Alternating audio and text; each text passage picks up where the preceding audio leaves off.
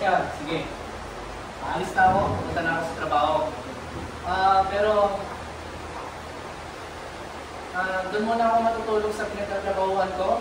Sa ganun ay maiwasan yung dobleng sakayan sa GMAT bus. Sige, para naman nakipig tayo sa gastusin natin. Mahal.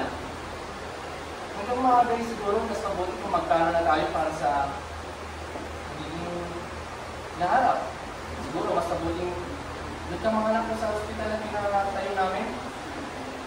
Hindi ko alam yun. Mahal. Alam mo, saka may reward doon. Ang pabayaran lang doon ay pagkain at gamot. Hindi ba para sa mga mayaman lang doon? Mahal, pwede tayo roon. Pero, iisip ko, ano ang papangalan natin sa magiging anak natin? Mahal? Bakit gusto mo ng lalaki? Pwede rin naman Dixon. Model, kung gusto mo lalaki. Maganda rin, mahal. Kung babae naman gusto mo Dixon. Pwede ka. Maganda rin, mahal. Lalo na yung Dixon na. Pero, mas maganda yung naisip ko. Luwalhati kapag babae at kasi dito naman lalaki. Kasi para sa kapatid ko namatay at dito kasi Sino? dito lapit. Idol ko siya eh. Ayaw malagay sa panganib ni Canetro ang kanilang magiging anak dahil gustong-gusto ni Luding ang magkaroon ng anak. Ganoon din naman si Canetro.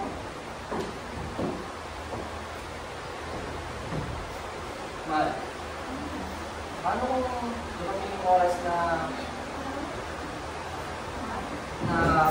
mabuta ka ng mga anak tapos saktong wala ako sa bahay?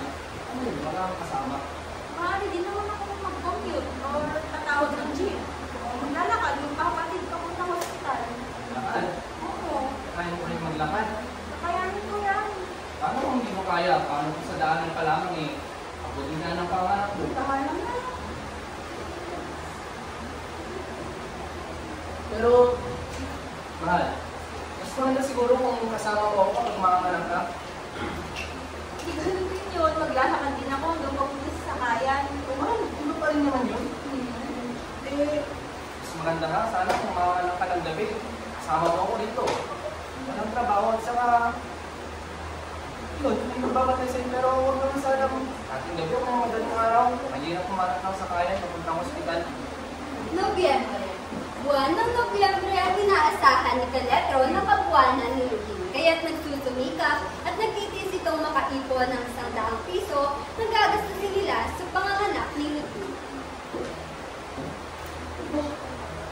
Para kay Luding, para sa bata. Para kay Luding! Para sa bata!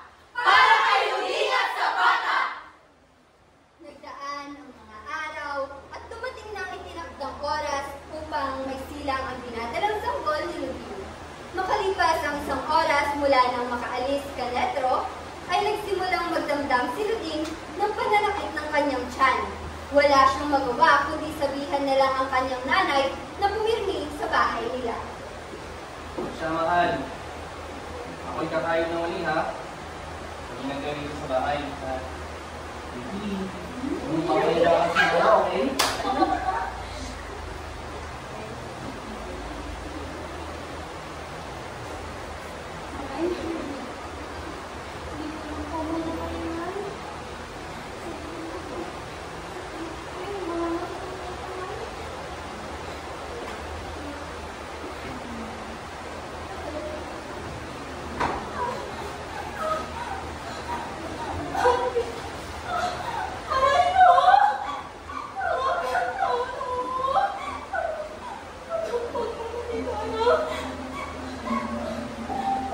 Dahil sa biglang paghilab ng tiyan ni Luding, ay napiigil itong tumayo at lumapit sa malaking bahay na ari ng isang taga-PIR na ang pangalay Mr. Kahukong na may kotse. Ngunit sa kanyang katok at tawag ay si Mrs. Kahukong ang nagbukas ng gate. Tao mo! Tao mo! Tulungan niyo po ako! Tulungan niyo po ako! Ano yun? Bakit? Tulungan niyo po ako, Mrs. Tulungan niyo po ako, Mrs.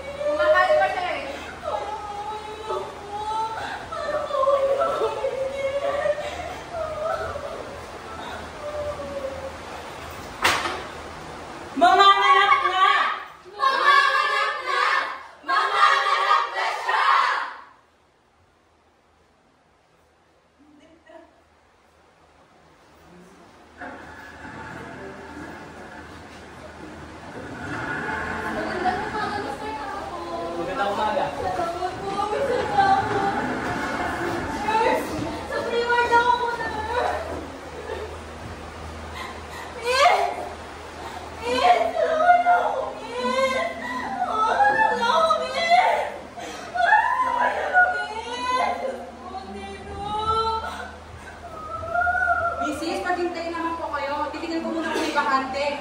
Maghihintay muna kayo dito ng saglit. Lumipas ang 20 minuto ay walang nurse na bumalik upang siya ay asikasuhin. Tuluyan na siyang kinalimutan. Kinalimutan! Kinalimutan! Kinalimutan!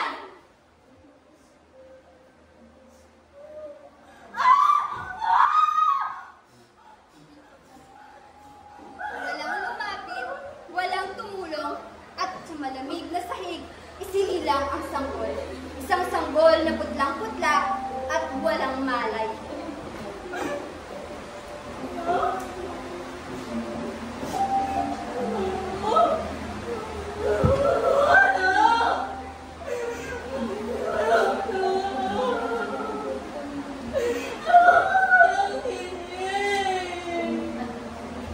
Walang iyak! Walang tinig! Bakit wala ka mas dito? Wala ba kasing bakante yung word kanina doon? Paano nangyari yun? Alam niyo, buhay na kasalanan dito! Miss? Miss? Narinig ko ba ako, miss? Wala na kayo, buhatin natin siya!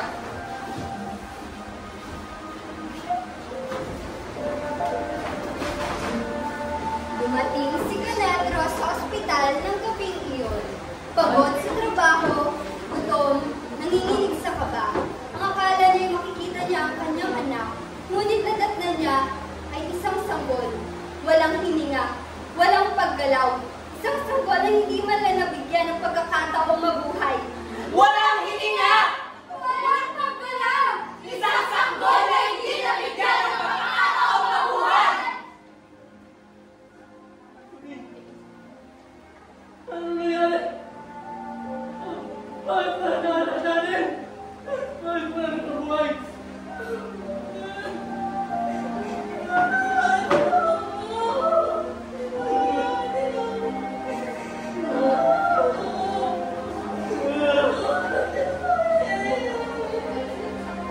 Buwan sa sahig!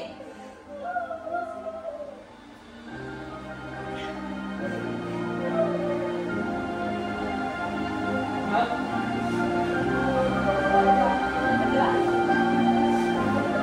Bawal na yan sila! Kailangan nila magbayad sa ginawa sa anak ko! Umiiyak si Luding noong gabi iyon. Hindi niya matanggap na patay na ang anak nila. Gusto niyang maghabol at panagutin ang ospital, pero alam niyang wala silang laban.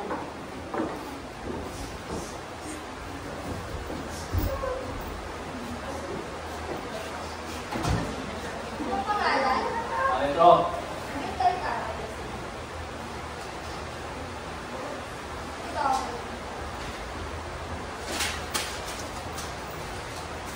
Ayaw! Ayaw pumatay sa anak ko! Ayaw kumuha sa buhay ng anak ko! Anak ko! Ayaw may kasalanan! Ayaw kumuha sa pag-asa ng buhay! Ayaw kumuha sa pag-asa namin ng asawa ko! Kayo ang pumatay sa anak ko! Kayo! Kayo! Nakaramdam si Canedro na parang gusto niyang manira. Sinitiran niya ang sopa at telebisyon. Ay! Nabuwang siya. Nabuwang siya! Nabuwang siya!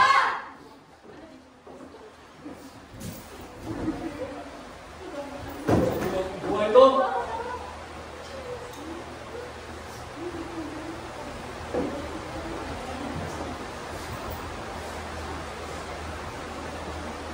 Bakit di mo bayad? Susunugin ko ang ospital na to! May kalakihan ng apoy nang siya ay makita ng isang attendant at hinabol siya. Hoy! Hoy! Hoy! Hoy! Aten! Tumigil ka! Matagalan ka! Ginubin ako! Tumayo ka! Kailangan mo Malalim na ang gabi nang matapos magkwento si Canedro sa kanyang kaparang nakakulong. Grabe, ganun pa lang nila kung bakit ka nakulong, no? Oo, pare. Sige, matulog na tayo. Malalim na nga ang gabi, hindi naman natin masilip ang langit sa labas. Kailangan wala ng oras. Walang ibang masisilip sa loob, kundi ang pader at ang rehas. Iwan mo nga kung may langit makabot sa labas. Pare, ako na umilip sa langit.